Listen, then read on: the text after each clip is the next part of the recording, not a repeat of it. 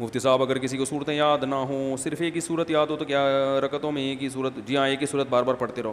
مفتی صاحب اہل حدیث والے کہتے ہیں آپ نے آخری نماز رفع دین کے ساتھ ادا کی تھی, غلط کہتے ہیں, ہماری رائے بالکل اس کے خلاف ہے. وائل ابن حجر رضی اللہ تعالیٰ نے جو آئے نا, انہوں نے بیان کیا کہ نبی نے رفع الیدین سے نماز پڑھی, جب دوبارہ آئے ہیں پھر انہوں نے رفع الیدین کو بیان نہیں کیا. یہ اس کی علامت ہے, اگلی دفعہ آپ صلی اللہ علیہ وسلم نے رفع الیدین چھوڑ دیا تھا. وائل ابن حجر کی ایک حدیث لیتے ہیں, دوسری نہیں لیتے, تو بہرحال اختلاف ہے, پھر بھی ہم کہتے ہیں اس میں شدت جائز نہیں ہے. لیکن آپ جتنے دلائل دے رہے ہو نا, ان دلائل کے خلاف مضبوط دلائل موجود ہیں. کوئی مسجد کی شیخ پیر شریعت کی خانقاہ بھی ہو تو اگر مریدین کا مجمع ان کی مسجد میں آمد پر ادباً کھڑا ہو جائے تو کیسا ہے؟ آمد پہ کھڑا ہونا, کھڑے رہنا, نبی صلی اللہ علیہ وسلم نے اجمیوں کی طرح کسی کے ادب میں کھڑے رہنے سے منع کیا ہے. اب اس کی علماء نے دو تشریحات کی ہیں. ایک تو یہ کہ اس کے لیے کھڑے ہونا منع ہے جو چاہتا ہو کہ لوگ میرے استقبال میں کھڑے ہوں, جو نہیں چاہتا اس کے لیے کھڑے ہونے میں پابندی نہیں. دوسرا حدیث کا مطلب یہ بیان کیا گیا کہ کھڑے رہنا منع ہے, جیسے اجمی کیا ہوتے تھے پہلے, غیر مسلم کھڑے رہتے تھے ہر وقت. تو یہ دونوں تشریحات کی گئی. رشتہ دار میں سے کوئی حرام کھاتا ہو, اس نے بھی, آپ کہتے ہیں جواب سوال سمجھ میں نہیں آتا, جب جواب آئے گا نا سمجھ میں تو اسی کو الٹ کر کے سوال بنا لیا کریں. اس کا جواب یہ ہے کہ حرام آمدن سے کسی نے اے سی لگوایا, گھر بنایا, تو آپ کے لیے نہ اس کا اے سی استعمال کرنا جائز, نہ اس کا گھر استعمال کرنا جائز. مجبوری میں استعمال, مجبوری میں تو اس کا کوئی حل ہی نہیں ہے. مجبوری میں کھانے میں تو یہ مسئلہ ہے کہ کھائے تو پیسے صدقہ کرنے کی نیت سے کھائیں, لیکن گھر کے استعمال کا کیا ہوگا, وہ تو کوئی تک ہی نہیں بنتا.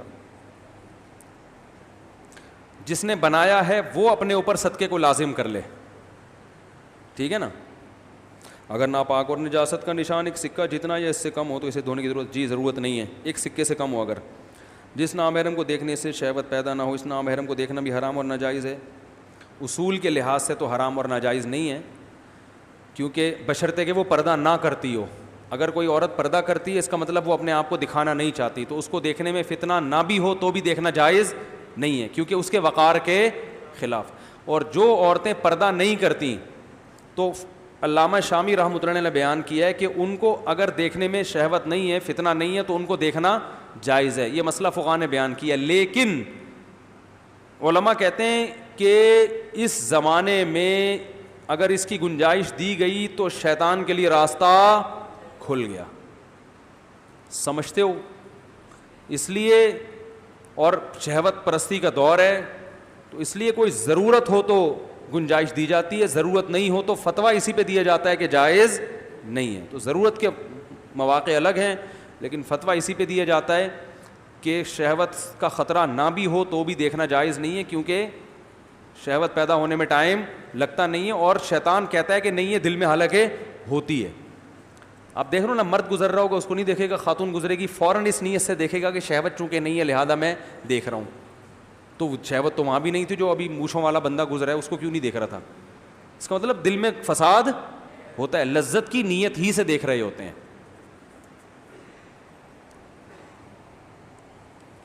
اچھا بھائی, کیا قیامت کے دن قبر میں 70 مردے نکلیں گے؟ کیا مردے کو قبر میں جتنے مردے نکلیں گے, جتنے مردے دفن ہوں گے اتنے ہی نکلیں گے.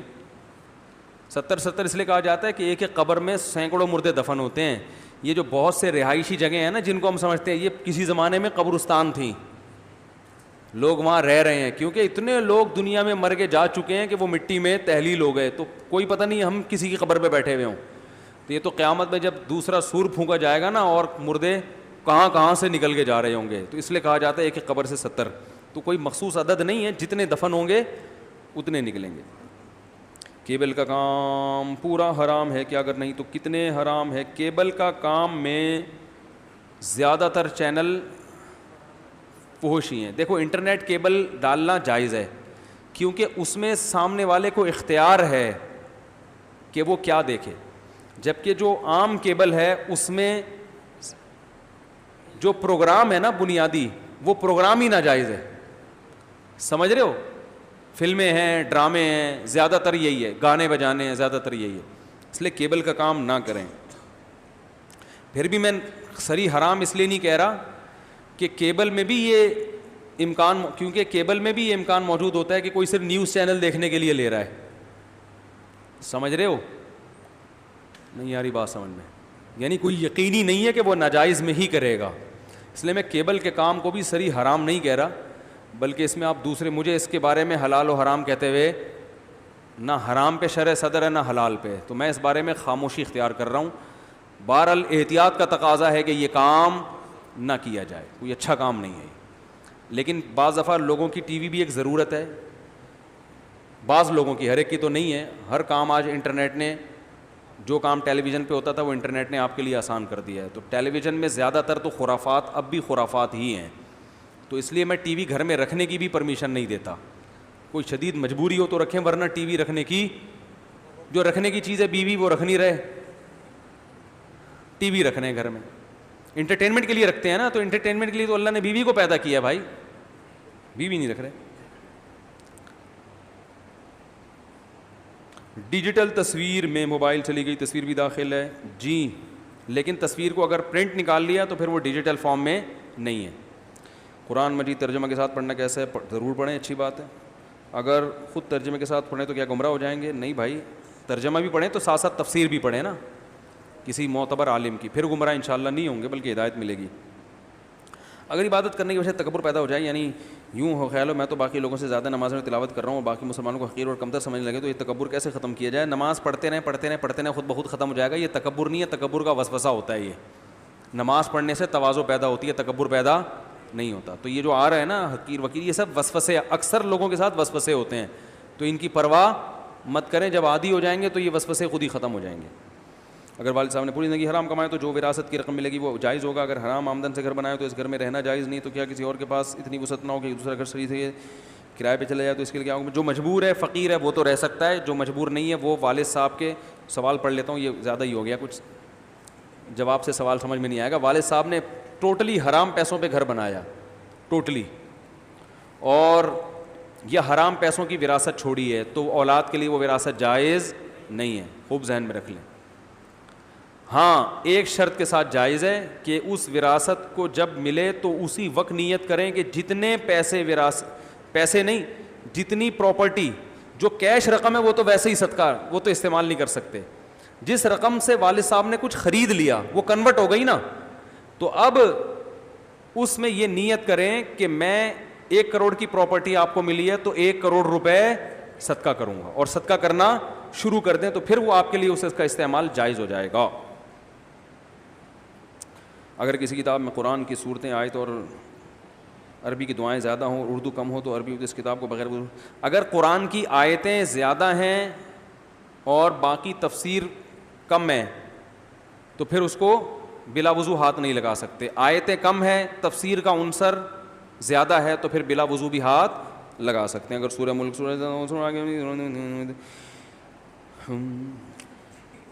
لمبا جواب ہے. بے اولاد کے لیے کوئی وظیفہ بتائیں. ربی لا تذرنی فردا وانت خیر الوارثین, یہ دعا پڑھا کریں بے اولاد لوگ. دوسری شادی کرنے کے لیے کتنی آمدن ہونی چاہیے؟ اچھا سوال ہے. چنگا کتا سی, ٹھیک ہے نا, چنگا کتا سی, سوال چنگا کتا, یہی بولتے ہیں نا. دوسری شادی کے لیے کتنی آمدن, پہلی شادی کے لیے کتنی آمدن ہونی چاہیے, اس کا مدار اس پر ہے کہ رشتہ بھیج کہاں رہے ہو. اگر انڈے والا برگر کھلانا ہے اور بیوی انڈے والے برگر کی عادی ہے تو آمدن اتنی ہونی چاہیے جتنے میں انڈے والا برگر آ جائے. اور بیگم اگر ایسی فیملی سے لے کر آ رہے ہو کہ جو انڈے والے برگر کو اپنی لیے توہین سمجھتی ہے, اس نے ساری زندگی پیزے کھائے ہیں, تو پھر آمدن انڈے والی نہیں چلے گی. سمجھ میں آ رہی ہے بات؟ تو اس کا مدار, لوگ اس حقیقت کو بھول رہے ہوتے ہیں. لوگ کہتے ہیں جب اتنے پیسے ہوں گے تو شادی کروں گا. بھائی جتنے ہیں اس حساب سے اس سے کم آمدن والی لڑکی لے آؤ, یہ شریعت کا حکم ہے. پیسوں کی وجہ سے نکاح ڈیلے مت کرو. نکاح ڈیلے کیا تو نہ پیسے آئیں گے اور نہ بیوی آئے گی, اور دادا نانا بننے سے پہلے فوت ہو جاؤ گے. تو جتنی جس وقت ہے اس حساب سے اپنے سے کمتر گھرانے میں تو, اور ظاہر ہے جتنے غریب آپ ہیں اس سے بھی زیادہ غریب دنیا میں موجود ہیں. آپ دنیا کے سب سے غریب نہیں ہیں, اس لیے شریعت نے غریب آدمی کو نکاح کرنے سے نہیں روکا. کیونکہ بھائی جتنی آپ کی اوقات ہے اس سے بھی کم درجے میں نکاح کر کے بیوی لے آؤ تو انشاءاللہ فائدہ ہوگا, اور اللہ نکاح میں کے مال میں کیا دے گا؟ برکت دے گا. یہ تو اللہ کا وعدہ ہے قرآن میں کہ نکاح سے مال میں کیا ہوگی؟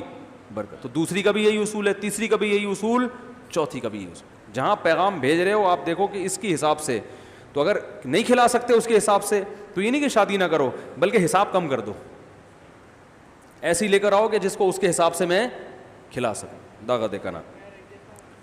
مہر کسی کا بھی جتنا بھی رکھ لیں, وہ آپس کی رضامندی سے, مہر میں برابری ضروری نہیں ہے, وہ مہر لڑکی والوں کا کام ہے. وہ زیادہ مہر رکھیں تو آپ نہ کریں شادی, آپ بولے کم مہر میں کرنا ہے تو کرو, نہیں تو پتلی گلی سے نکلو. ہمارے پاس انڈے والے برگر کے پیسے نہیں ہیں. تم پانی وانی کی بات کرتے ہو, دل جلانے کی بات کرتے ہو, 6 مہینے سے منہ نہیں دھویا, تم نہانے کی بات کرتے ہو. تو ان کو یہ شعر سنا کے نکل لیا, بولے ہمیں انڈے والے برگر کے پیسے نہیں, آپ 10 تولے سونے کی بات کر رہے ہو. بہت سارے سوال ہیں, مہمان بھی بیٹھے ہوئے ہیں, یہ اگلے ہفتے دے دیں, ٹھیک ہے نا, میٹنگ بھی ہے, کچھ مہمان بیٹھے ہوئے ہیں تو دیر ہو جائے گی بہت زیادہ.